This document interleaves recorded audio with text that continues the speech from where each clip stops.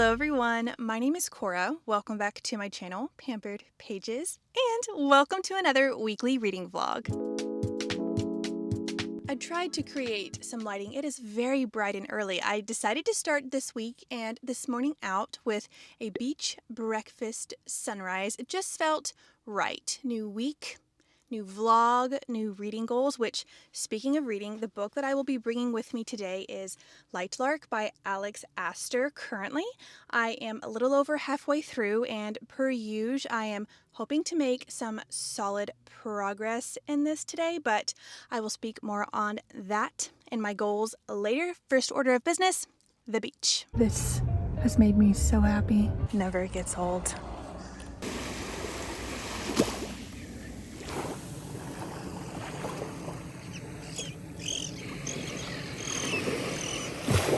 It feels so nice out. So before I get all comfy cozy, I decided to go on a little beach walk. The water also is so flat, so warm, so beautiful, which should make for some amazing swimming conditions later on. For now, I am going to take in all of these vibes and then eventually head back and have myself some breakfast.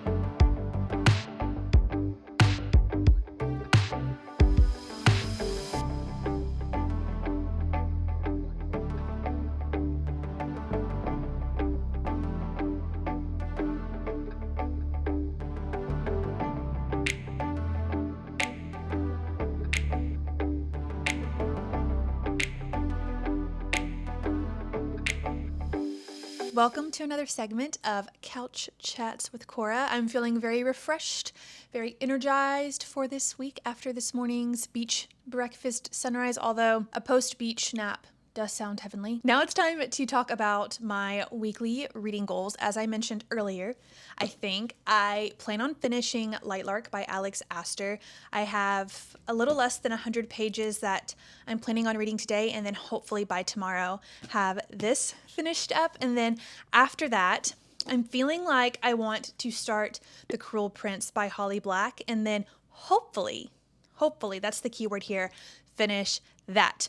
Now, these two books are on my summer TBR, and speaking of my summer TBR, let's do a little summer TBR check-in. How many times can I say TBR? Here are the books on my summer TBR. So far, I have read 2 out of the 6, The Villa by Rachel Hawkins and The Fury by Alex Michaelides. You guys, I could not put down either of these 2 books. I really enjoyed the writing in both and felt like the settings and narrators really enhanced each plot. I definitely can feel that mystery thriller genre fire starting to ignite within me, and I'm not mad about it. After Lightlark and The Cruel Prince, that will leave Magnolia Parks Into the Dark and the first book in the Bridgerton series, The Duke and I. I've been holding off on those 2. First, I think it's because I'm not ready to say goodbye yet for now to the MPU. And then when it comes to the Bridgerton series, I may have some additional plans, additional ideas when it comes to that one. So TBD. Aside from my summer TBR, let's jump back a little bit. I also finished reading House of Sky and Breath, book 2 in the Crescent City series, and Two Twisted Crowns by Rachel Gillig. You guys, if you watched my last reading vlog, I had just started Two Twisted Crowns, and it was everything I wanted and more. Elms chapters? Can we say hello? Nice to meet you to a new fictional bookish crush. Both House of Sky and Breath and Two Twisted Crowns, in my opinion, were amazing second books. The former had me very excited to start House of Flame and Shadow, although I have heard mixed reviews, and the latter I felt like was the perfect conclusion for the Shepherd King duology. All right, you are now caught up on my recent reading adventures. Before I jump back into Lightlark, I have some work that I need to do. I also think we're going to go to COSTCO tonight, so I may bring you along and we can take a little peruse through the book section. So I'll check back in with you at some point.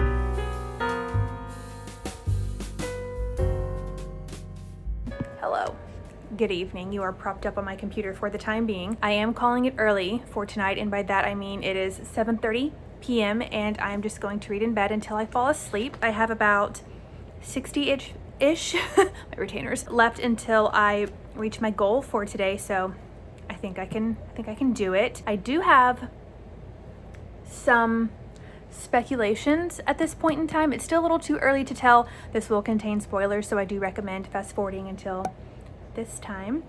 So here we go. First things first. I have a feeling Celeste isn't who the author wants us to think she is, or who Isla thinks she is. And speaking of Isla, I feel like her name holds significance in a way. I'm not sure if it has to do with the Isles, and then also I feel like the vault on Isla's Isle and the bond breaker, I'm not sure. We shall see. Maybe one of those three things will be mentioned in my reading session tonight. I don't know, but I'm gonna jump in and I will see you in the morning. Happy Tuesday. I am just sitting down for a quick lunch. I've made myself some chili. It is the Trader Joe's vegetarian chili. That has been my thing recently. And then I usually eat it with the chili and lime tortilla chips from Trader Joe's, but I don't have any left, so I'm using these. Should be yummy. And then I have a few more work tasks to complete, and then I will be jumping in to Lightlark. I have a little less than 100 pages left, like 97, 98 to be exact. For now, I'm going to eat this before it gets cold because I've been chatting, and then do what I need to do, set up a little reading timer, and have ourselves a little montage. Need to fuel up first for this finale.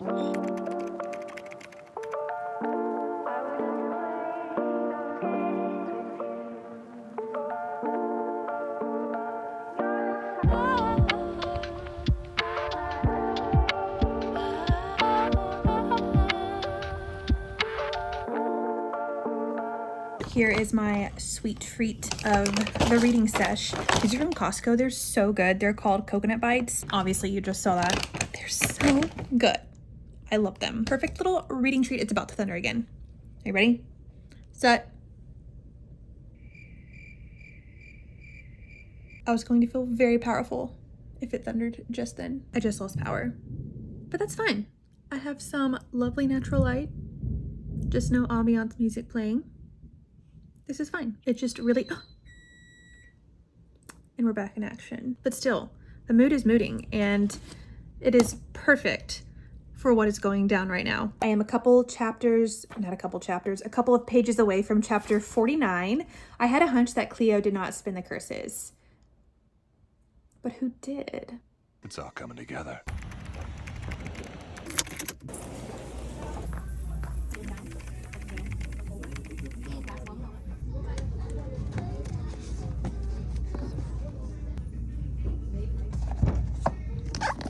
Remember to grab your receipt.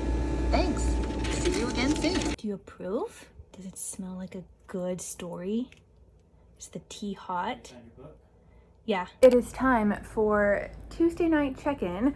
I am ready for bed. I went on a little walk after my Target adventure, saw an alligator, a pretty big one, and a lovely sunset. Now, I'm obviously going to continue along with Nightbane. I knew this was probably going to happen when I chose 2 non-standalone books. That's just how the cookie crumbles sometimes, and I'm going to eat this cookie. There's a lot to learn. There's a lot to learn about the world still. There's a lot to learn about the characters. We have a map, and you know how I feel about maps. I love lamp. It's time to journey back. Good afternoon and happy Wednesday. I was able to read a little bit of Nightbane last night. I am several chapters in. Isla is currently having dinners with various nobles and rulers. In terms of my reading goals, obviously I was going to start The Cruel Prince. We are going to save that for a later video, more than likely, and swap that out with Nightbane. Currently we are about to head out and get some groceries, and then later tonight, it's my ideal night, beach books, and I believe burrito bowls. None of that can happen until we get some groceries. So, to Trader Joe's. We just got back from Trader Joe's. I put everything away. I got some fun reading snacks for the rest of this week. And I also found this while I was there. It is just a little insulated lunchbox. They had it in this color and then in like a pink orange. And this is going to be the perfect beach lunchbox. I may bring this with me tonight. Here, let me get it all ready so you can see it in its full glory. Look at that. Perfect. I still think we're going to pick up Chipotle for dinner tonight, but if that somehow changes within the next hour and a half-ish, I will be trying out my new lunchbox. Also, the weather may create a change of plans. However, I think we're in the clear. Hopefully the weather conditions don't.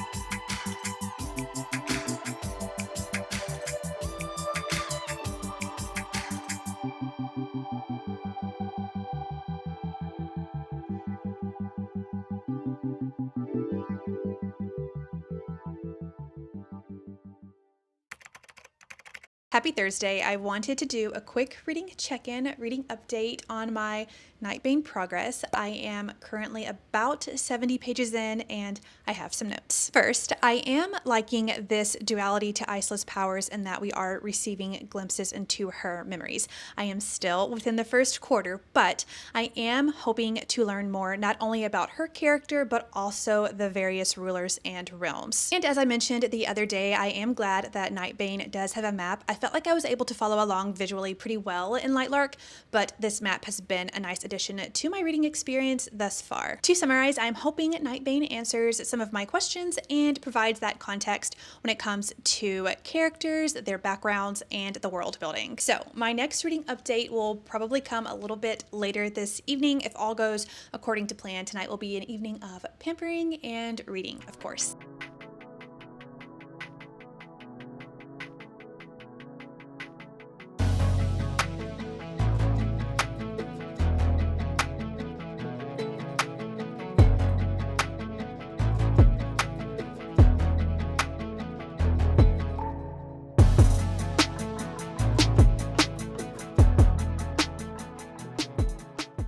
Another reading, another evening, another update.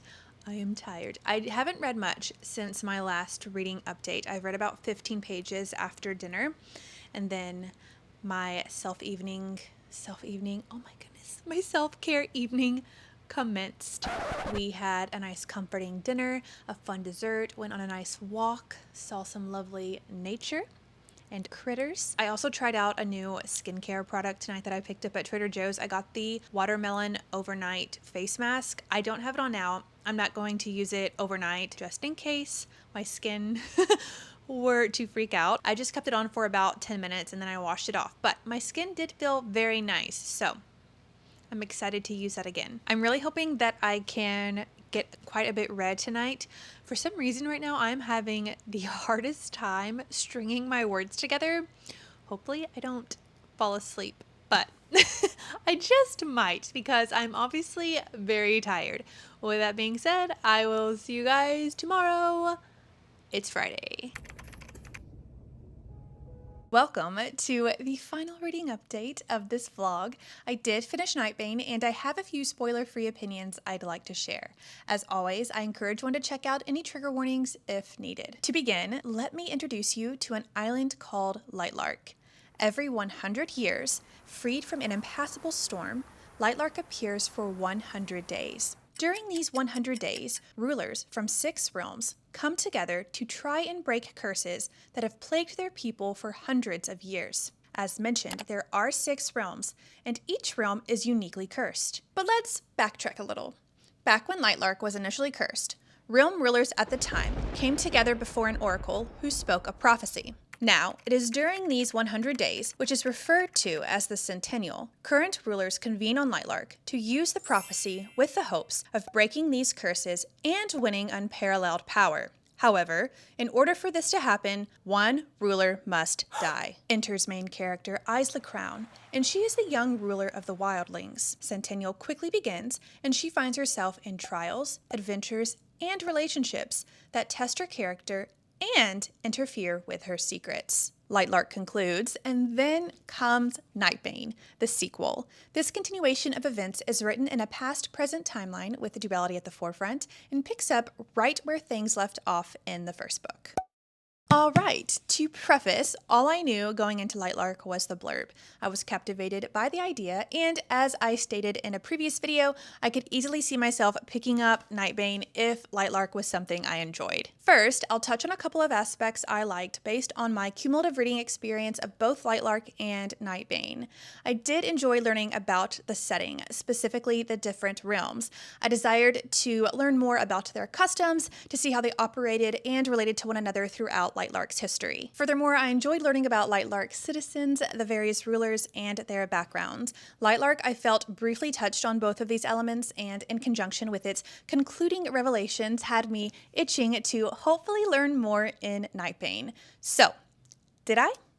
I would say a bit. Nightbane did go a little bit more in depth with certain characters, both old and new, and the setting. Conversely, perhaps my biggest critique would be the conveying of plot points. Primarily in Nightbane, there were moments when I would find myself backtracking for consistency or rereading for clarification. This was particularly the case regarding Nightbane's ending. I also think some of the characters would have benefited from an honest conversation, but I digress. I recognize Nightbane is a sequel, with Book 3, Skyshade, expected to be released this November. I have read the blurb, and perhaps Skyshade will continue to build upon events found in both Lightlark and Nightbane.